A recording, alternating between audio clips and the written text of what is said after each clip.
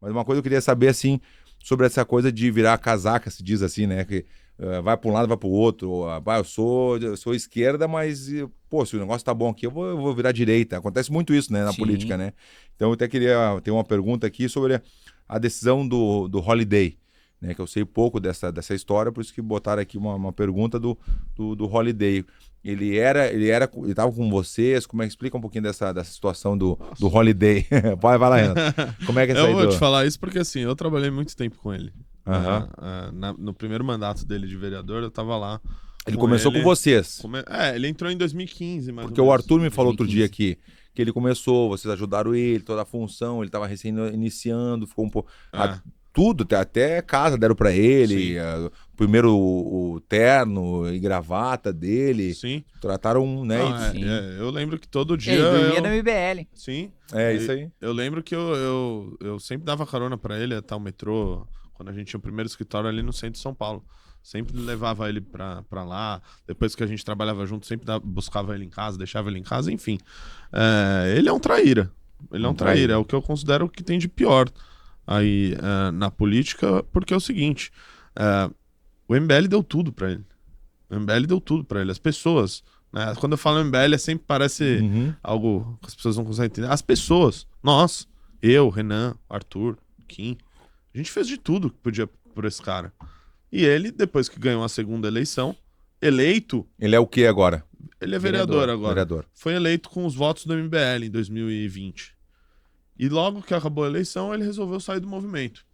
Até então, a gente agiu de maneira, eu considero, muito nobre. Que a gente falou, beleza, você quer seguir teu rumo aí? Eu acho também, até aí tudo bem. Ok. Eu não gosto daquele cara que sai e fala mal. Então, isso eu não acho legal. Aí foi... E no primeiro... Eu tô dando exemplo de academias, né? Porque às vezes o cara sai da academia e saiu da academia, mas não só saiu, mas falou mal depois. Pô, como assim tu fala mal da gente que te ajudou? E no primeiro momento ele saiu numa boa. No Exato. primeiro momento ele saiu e não falou mal e nada, saiu tranquilo. E a gente também falou, beleza, você quer seguir o seu rumo, não tem problema. Aí Eu o acho que que não tem problema aconteceu, também Verdão? Ele disputou a eleição em 2022 para deputado federal e ele fez 38 mil votos. Ou Só seja, um detalhe nisso aí. Nesse período todo ele saiu do movimento, só que ele manteve o mesmo discurso enquanto ele estava dentro do movimento. De criticar Lula e de criticar Bolsonaro. Nossa postura independente de, olha, dentro da direita, nós somos de direita, mas nós vamos apontar todos os erros e todas as falhas do governo Bolsonaro. Isso eu gosto também, assim, A gente se posicionou dessa maneira e ele manteve essa posição mesmo fora do movimento.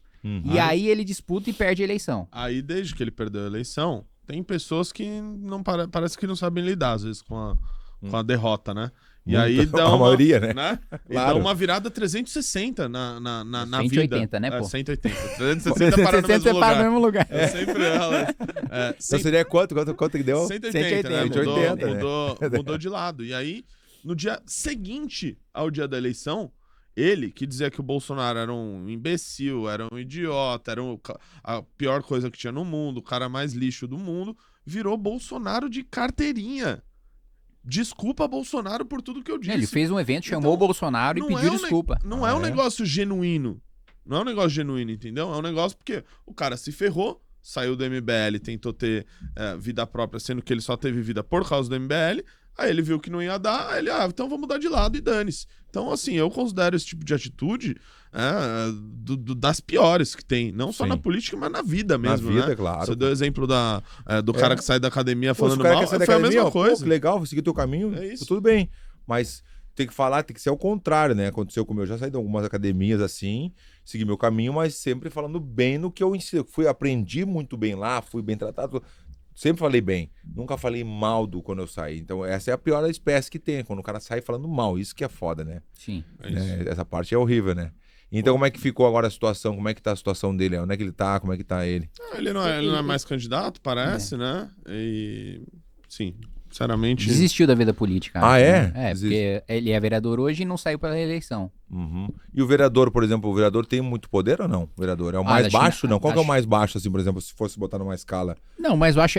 Então, é difícil, sabe por quê? Essa é uma pergunta difícil, porque... eu já tinha pensado, desde as 7 da manhã eu pensei essa pergunta. Mentira, acabei de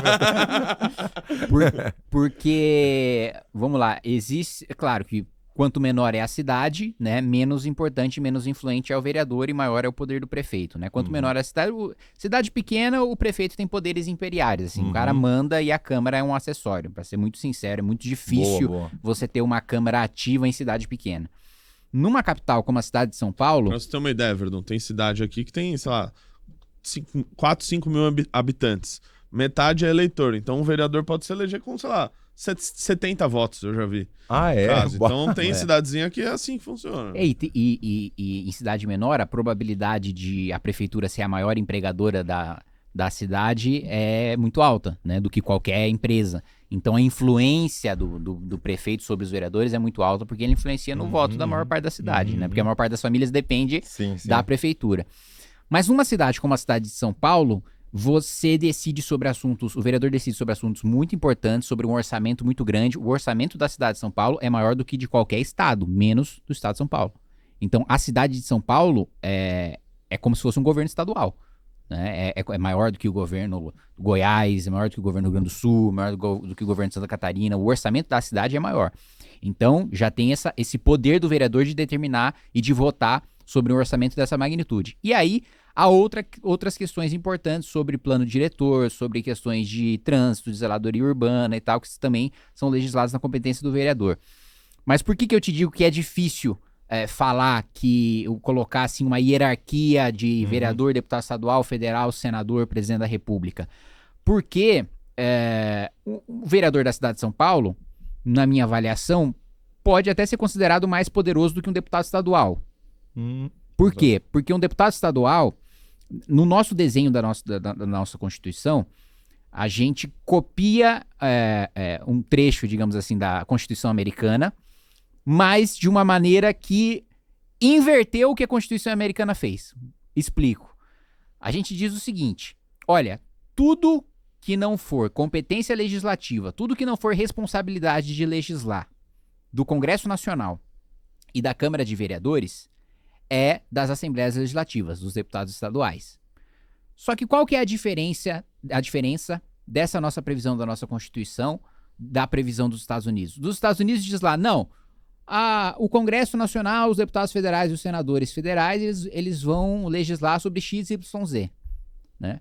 Na Constituição brasileira, não, os deputados federais, o Congresso Nacional vai legislar sobre A, B, C, D, E, F, G, H, I, J, K, L, M, N, O. O que sobrar é do Estado. O que sobrou pro Estado? Quase nada. Entendi.